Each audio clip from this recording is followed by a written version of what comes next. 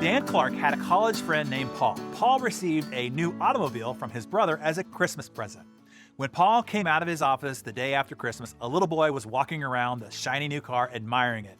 "Is this your car, mister?" Paul nodded. "My brother gave it to me for Christmas." The boy looked astounded. "You mean your brother gave it to you and it didn't cost you anything? Boy, I wish." He hesitated, and Paul knew what he was going to wish. He was going to wish that he had a brother like that. But then what the boy said jarred Paul all the way down to his toes. "I wish," the boy went on, "that I could be a brother like that."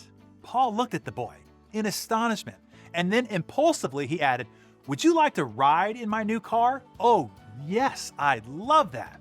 After a short ride, the boy turned around with his eyes aglow, said, "Mister, would you mind driving to the front of my house?"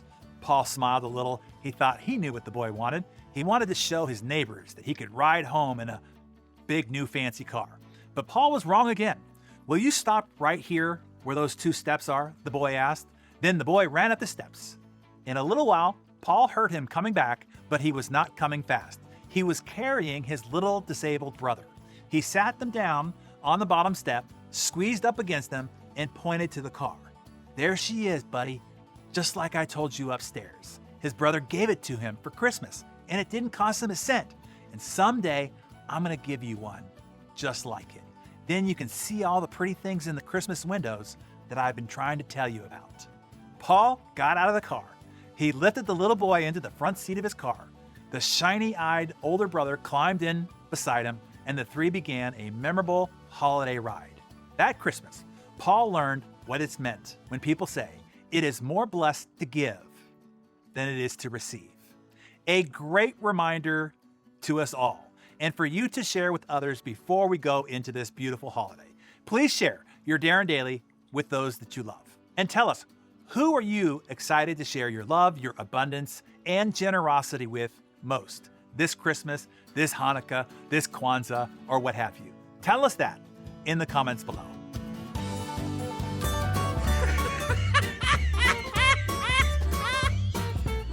Happy Friday, everyone! Since we are just before Christmas, I had a bunch of killer Jesus jokes, but those all got canceled. So all I'm left with are Kylie-like jokes. So here goes. Okay, Kylie wakes up on Christmas morning, kisses her husband Eric, and announces, "I am so filled with Christmas spirit that I'm going to give you a big surprise."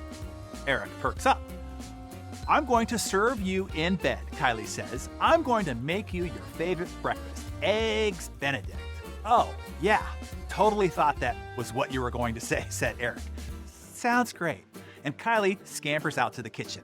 A little time and a hurricane of clanging pots and pans later, Kylie returns with a beautiful plate of Eggs Benedict, fresh and steaming hot on a plate.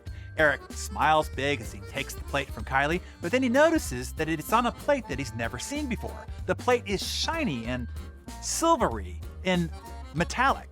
"This is wonderful, darling," Eric says to Kylie. "But what's with the fancy plate? Did you get it special for today?"